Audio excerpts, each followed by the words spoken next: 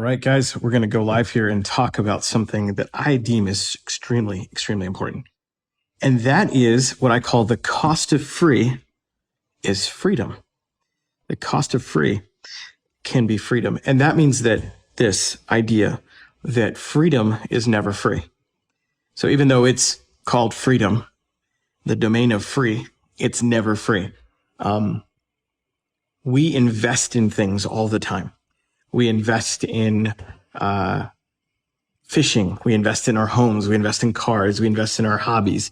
We invest in things all of the time. We spend money on things. We get yelled at for spending money on things that are not free. And yet, for some reason, as men, we struggle with investing in ourselves, and not just financially, but in a lot of ways. So today I'm going to break down for you a few things. I sent out an email the other day, and I wanted to basically take that email and expound on some things that I think are going to be beneficial to you. And before I get into that, I want to tell you the story of recently this week. We're Empowered Man. We are happy with our growth, and we are excited, and we're thankful for the growth and the clients that we have.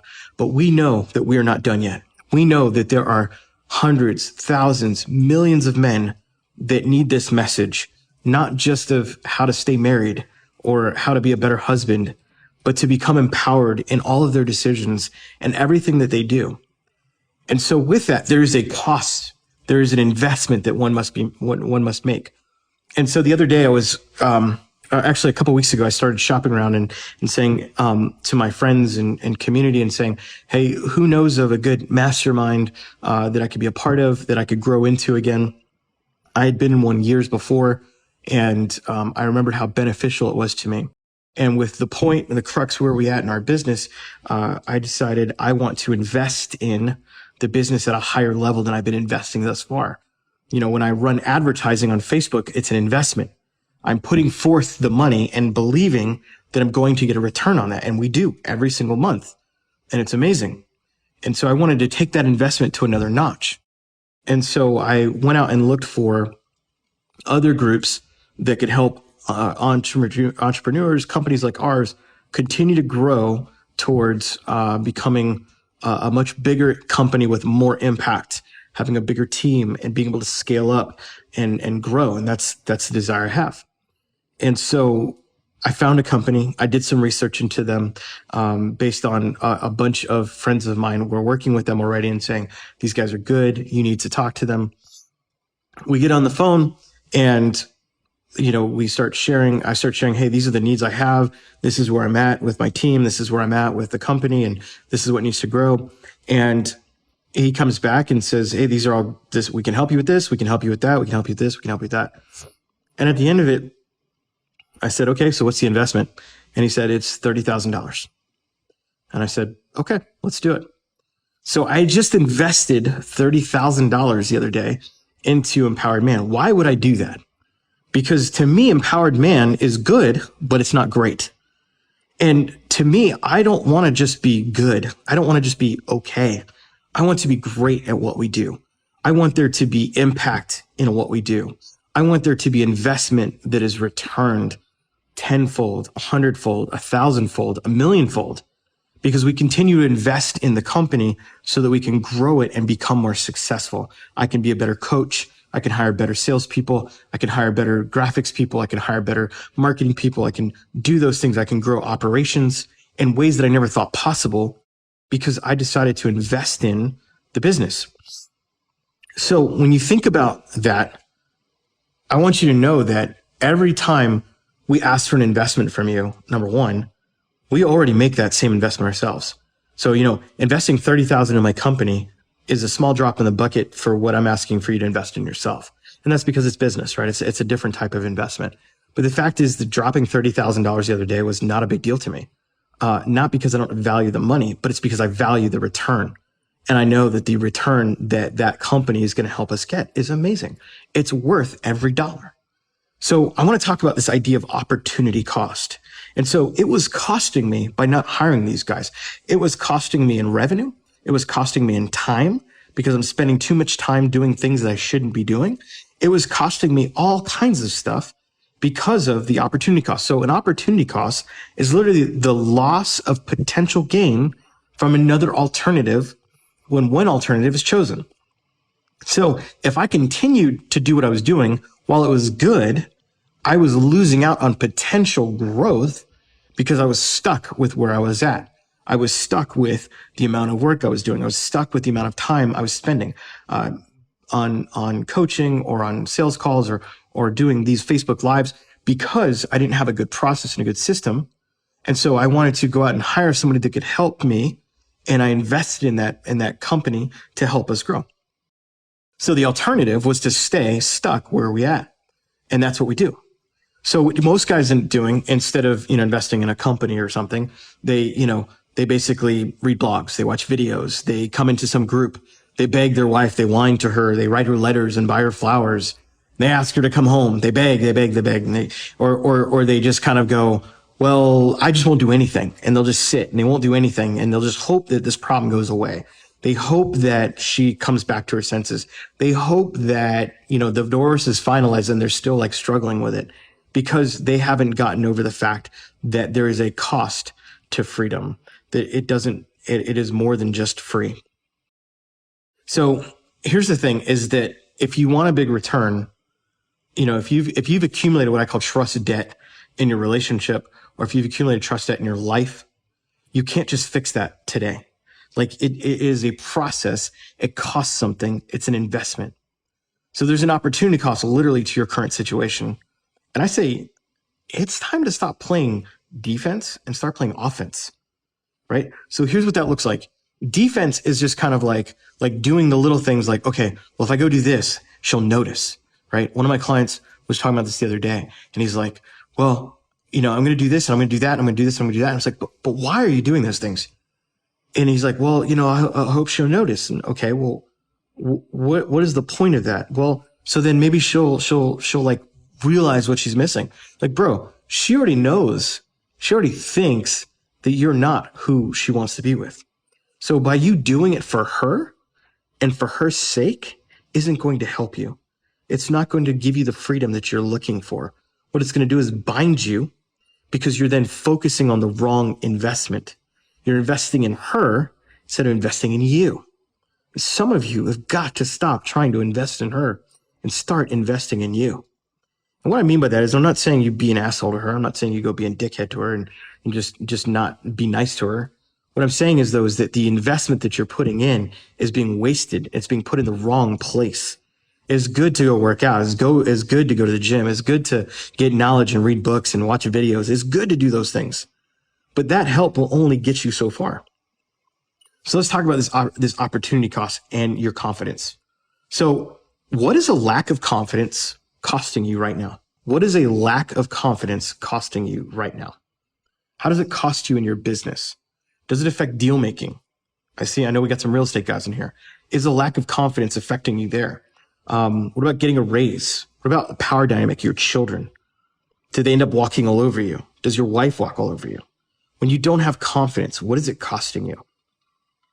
I know for me, a lack of confidence cost me in a lot of areas.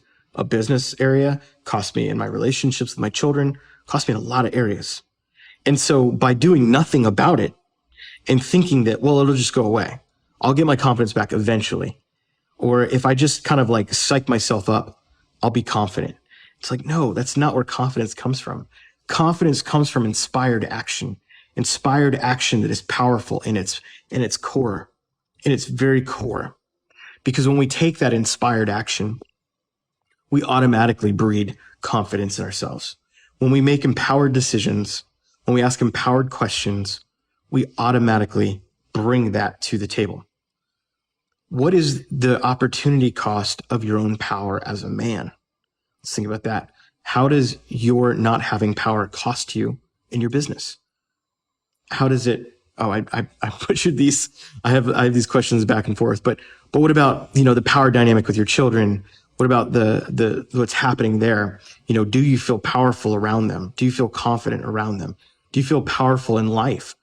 If you don't feel powerful, what happens? You start to buckle to pressure.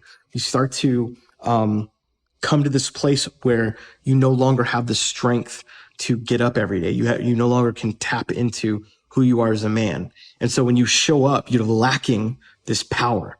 You're lacking any kind of presence. It's one of the things we talk about in the program is the idea of presence. Is that when you are there, when you're present with people, do they feel your presence? Do they feel your power? Do they feel your masculinity? Does your wife feel that? Do your children feel that? Because if they don't feel that, then there is a lack of power happening in you. And then finally, there's an opportunity cost in your freedom. Okay. How does not being free cost you? Do you feel trapped in life? It can lead to depression, unhealthy eating, lack of production, cost your mental health, lack of fulfillment in life, lack of fulfilling relationships, constant striving for things that don't fulfill you, can lead to drugs, alcohol, affairs, et cetera, because you are lacking in freedom. So the main three drivers there that we looked at, confidence, power, and freedom, there's an opportunity cost to every single facet of those.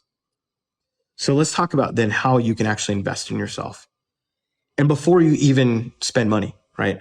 There's this thing, yes, investment does come with money, but before you get to money, this is what investment in yourself looks like. Number one, you begin with humility. I define humility by agreeing with the following statements. You don't have all the answers. None of us do. None of us have all the answers. But there's people out there that do have answers.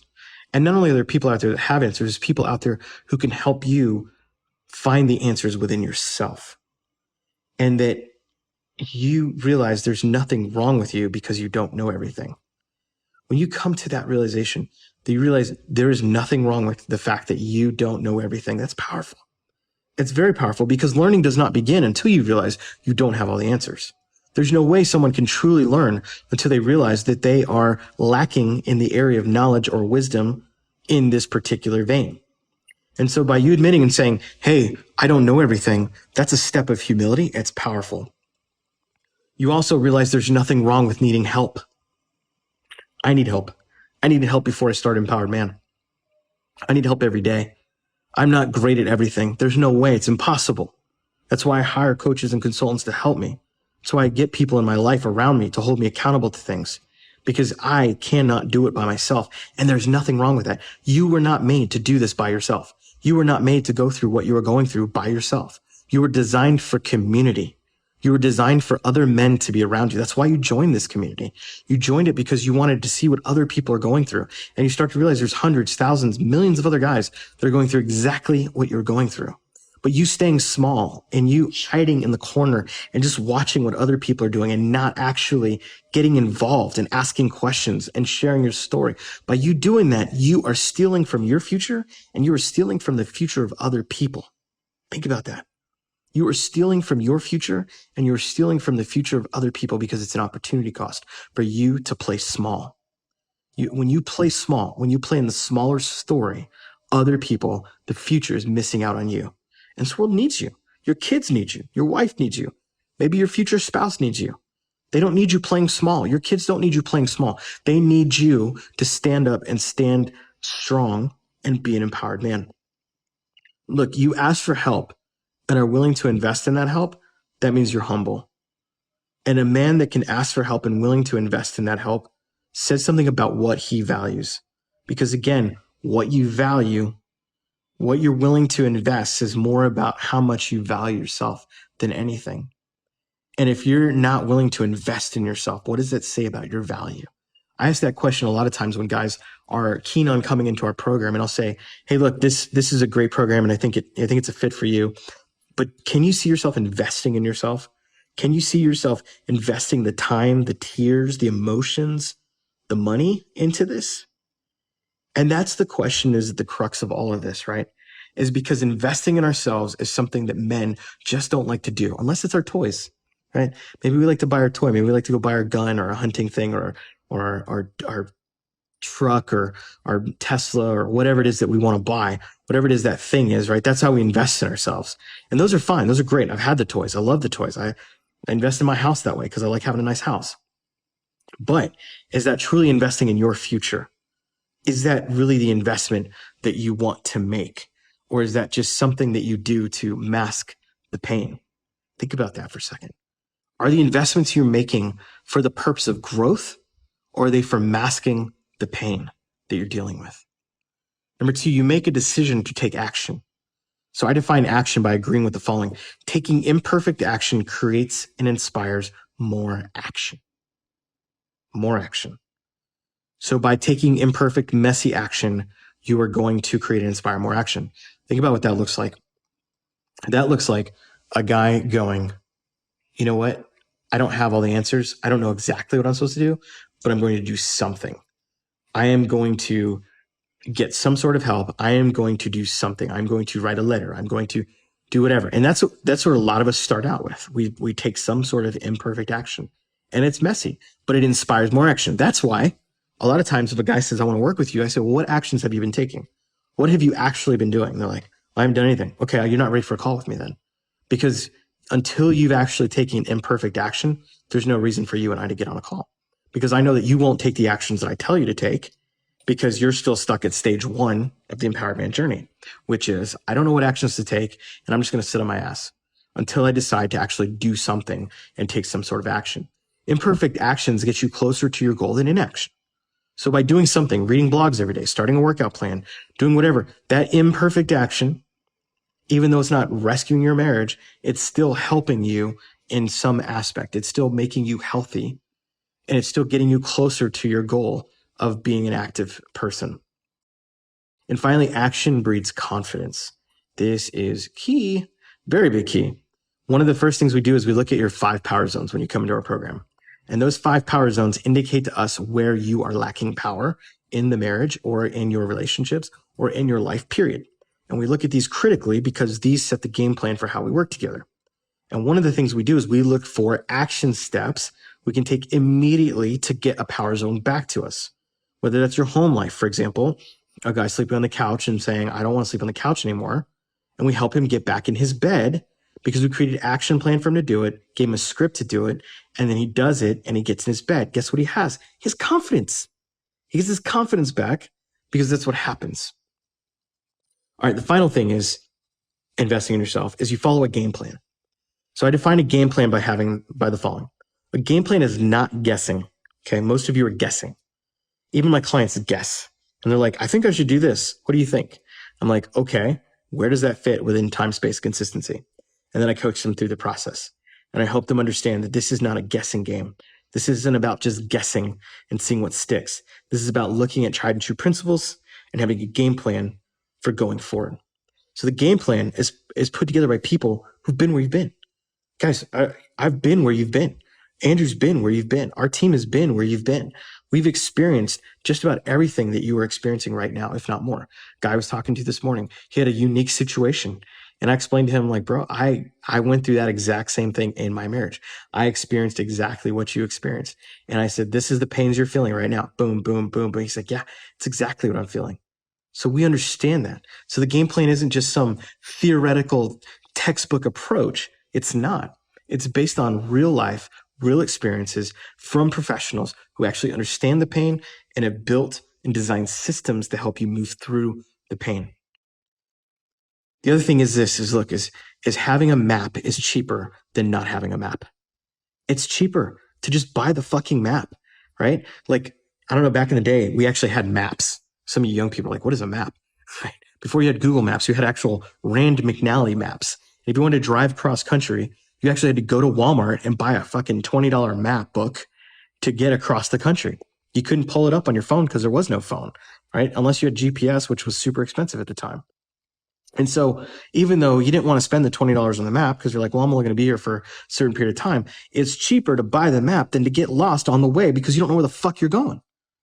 So stop trying to act like you know where you're going when you don't fucking know where you're going. What do men do? They never ask for directions because they don't want to be wrong because they're prideful as fuck. Stop doing that. Be humble, make decision to take action, and follow a game plan. I mean, look, at the end of the day, you can literally buy your confidence, power, and freedom back in as little as 8 weeks.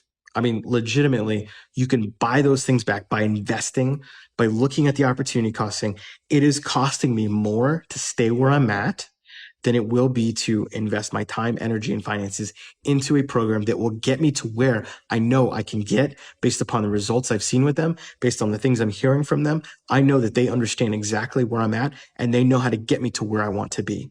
They want to get me to that zone of confidence, power, and freedom in my relationship with my wife or my relationship with my soon to be ex-wife. They can put me in a place that will set me up for future, set me up for freedom in the future, regardless of what happens with my marriage. Because again, this is what's happening is a lot of you will go, I need help. They get in the group, they start posting, they ask questions because the pressure's on. But then as soon as she comes back and, oh, everything's good. We had sex. Oh, it was wonderful. I don't need any help. I'm good, man. I'm good. Everything's great. Yep. I'm good. And then like 6 months later, it's like, oh, fuck, we're back to the same place. Or 3 years later, we're back to the same place because you're still doing the same shit you were doing in the first place because you stopped investing in yourself. It's no different. I think Sean's on here. Sean's a workout guy and Sean could tell you this. If you want to be in shape and stay healthy, you don't just hire a coach for 8 weeks, get in shape, lose a bunch of weight, and then go back to doing what you were doing before. It makes no sense. So the reason you hire somebody to help you is so that you can get in shape, eat right, all of those things, develop good habits, and they keep you accountable until finally you're able to do that on your own. Or you hire an advanced coach to learn advanced techniques and get like ripped like him and look like that, right? Depends on what you want to do in your life. But you can literally like offset the cost of that. You can literally like decrease the amount of time it takes you to get there, to get those things back. You don't have to wait 20 years or have another failed marriage. I mean, shit, some of you are going to go through a divorce right now, not get any help. And then you're going to find yourself on Tinder, find some fuck girl, you fuck her. And then you're like, oh, she's my person now. And then you get married 6 months later. And 2 years later, you're back on our website going, I don't know what happened. I can't understand it. Because you're attracting the same bullshit in your life. You have no fucking boundaries. You can't communicate worth shit. You don't know how to take responsibility for anything. And you don't know who the fuck you are. So all of those things equate to a man who is not willing to invest in himself because there is a cost to freedom. There is a cost to free. There is a cost to free and it's freedom. It truly is. So look, you can sit here and continue to consume content, or you can actually begin to take action. And we give you lots of actionable advice in here. We talk about the things you need to do. And even the things I just talked about in particular with, the being humble and realizing that you can ask for help. You can do that right here in the group. Like you don't have to be in our program to ask for help. You can come on here and talk about your story. Take action, dude. Like, I don't care if you're Joe Blow from Missouri or something. Just take action. Just post in the group and say, I got a question. This is what's happening. But form your question in a healthy way that actually can give you actionable advice. A lot of times the reason you guys don't get answers in here is because you don't actually ask a question. You just word vomit. You just bleh, just word vomit all over the place. And you're like, I wonder why my wife doesn't like communicating with me. Because you don't know how to talk. You talk like a third grader. You just like throw shit out there and expect somebody to understand it. That's not how it works. So your language, how you do things, how you come to the table, all of that talks about the kind of investment you are. Like, I don't have the things I have. I'm not as successful as I am because I didn't invest. It's because I invested. And not just financially, but everything, time, emotions, all of those things are a result of who I decided to be one day. Where I said, you know what? I'm done living the way I've lived. I'm done being this guy that isn't an investor. I'm done, thinking that my way is the best way. I need help. And I got help. And I asked for help. I got help from multiple mentors and multiple coaches and multiple people. And I invested in those people because I realized that I could not get where I want to get without investing my time, my emotions, and my money. Because that is what a true leader does. Can you imagine if the leaders in our country didn't invest in things? Like, what the fuck would we have? Yeah, obviously, nothing's perfect. But could you imagine if we didn't invest in technology? Could you imagine if we didn't invest in like street signs and like, what happens there, right? We're seeing it with the defund the police movement. People are looking at going, well, let's defund the police and invest somewhere else. So it's a divestiture of that. How's that going to affect things? When you defund the police, when you take the investment from one area and put into another area, right? But these are decisions that we have to make as leaders. You are a leader. Regardless if you want to be or not, you are a leader in your home. If you're married, you have children, you're a fucking leader.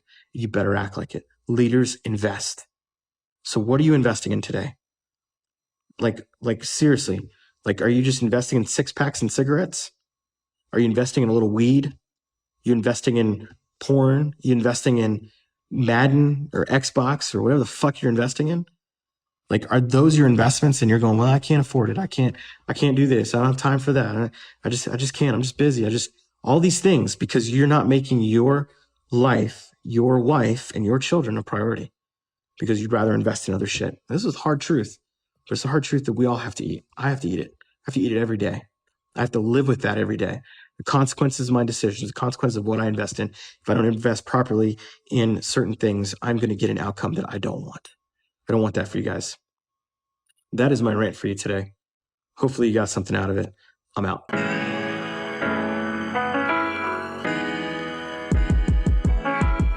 Welcome to the Bourbon Moment. Join your host, M Sizzle, J-Dub, and Mandrew as they sip on some bourbon and spit some truth. Welcome to the Bourbon Moment. So anyways, all right. So back to so in my skinnier / fatter days, doesn't matter which days, more or less my younger days, and it's kind of hard to see, if you imagine me with sunglasses on, aviator kind, hair rolled back to the side, no beard, John Travolta. Dude, I could see it. I could see it. I mean, like, there was a couple pictures I was like, people would say, not all the time, but I was like, huh, interesting.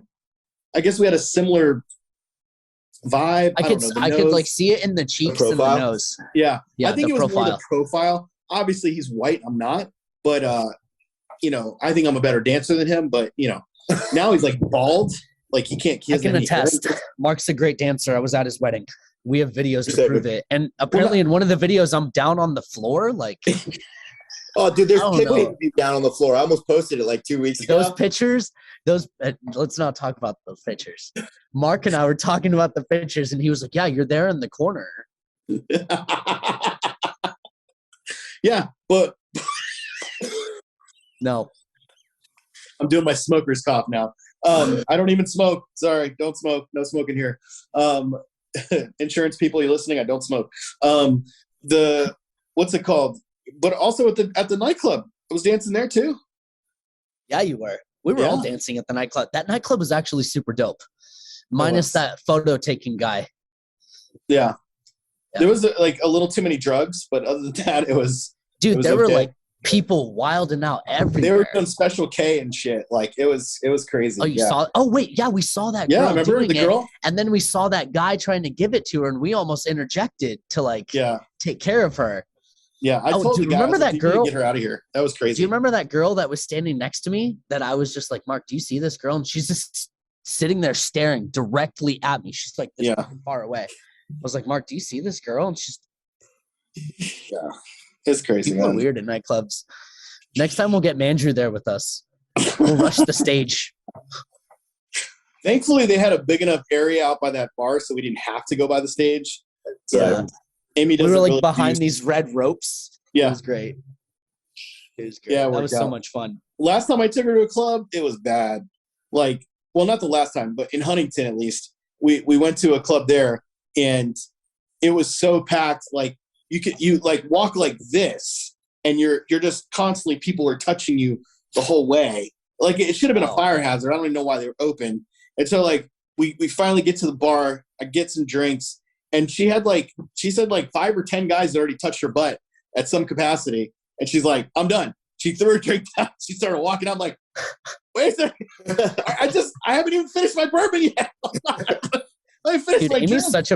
Amy's such a badass. Yeah. And so then I was like, all right, how about this one? We found another club that was like upstairs. So we go to that one. And I was like, look, the dance floor is a little bit more open. We could get in there because I get in these modes where I want to dance. Like it's a stress reliever for me. And, especially if they're playing like some like old school hip hop or some shit, I want to get in there. I just don't wear tracksuits. And my daughter would kill me if I did that. But so I want to dance and stuff. So she goes with me and we're in there for like 10 minutes. And this group of girls, the wolf pack, the wolf pack was there, you know, like there's like 5 or 6 of them. And they're all like tight, like don't touch us, you know, and they're just like, you know, they're throwing it down. Booties are going everywhere. And they like backed her into a corner of the DJ booth. And she was like, doing this. So she's like, I'm out. Oh, man. she walked outside. Like, where'd she go? Straight left. Oh, yeah, just man. left. And so I'm just wild. like, I'm just like dancing and stuff. And I'm just like watching. That's the thing I like about clubs though, is like, I like watching people and how stupid they look. And it's funnier too is because like these young kids, like they don't know how to fucking drink alcohol and they just get so toasted. They say the dumbest shit to you. And it's like, dude, you're ridiculous right now. You just need to stop. Man, it's, yeah. There's been a couple though where we're like, this is too college age. It's too young for us. Like it's hard for us to like find something that's like closer to our age, like at least 35 plus. There's very few of those these days. Bro, that nightclub we went to, that was like average 23 for sure. Yeah, it was pretty young. Mark also sent me this. But it didn't feel that way, I think, because of the music. So it was like, you know, because it was mostly like it was like an upscale design. Yeah. It was like progressive house. It wasn't like a college bar.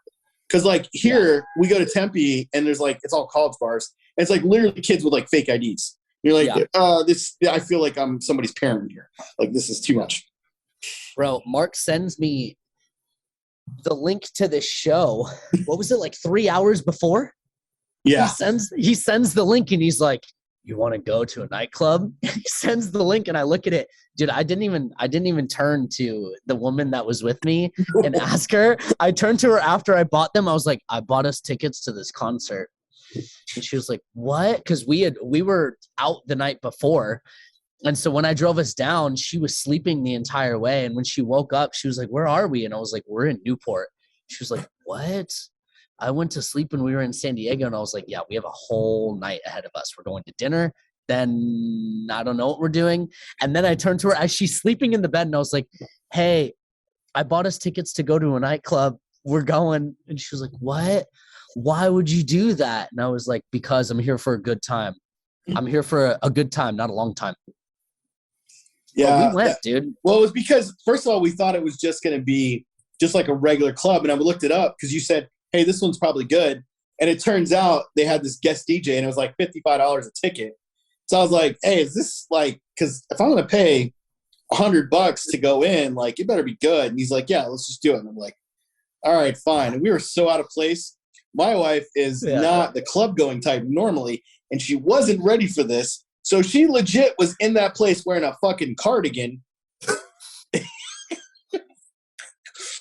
She's looking like someone's mom right now. Wait. Do you remember the photo I made you take with us? I made all of them get in the photo booth all at the same time, Andrew, with me and take a photo. Do we have it? Do you have Oh, shit. Oh, you can't tell. Blur that out. Put an EM over it. I can't. Tell Archie. I could do that. Tell Archie too. Archie, save us. Oh, man. Yeah, I made all of them black dot over everything. I made everyone get in the photo booth. It was like one fell swoop, 1 second thought. I was like, guys, let's get in the photo booth. And I just ran into there. Mark and Amy are like crammed behind us. I'm the only one in the front. And I'm like, it was great. You guys missed a good time. Well, guys, this was great. I gotta end this.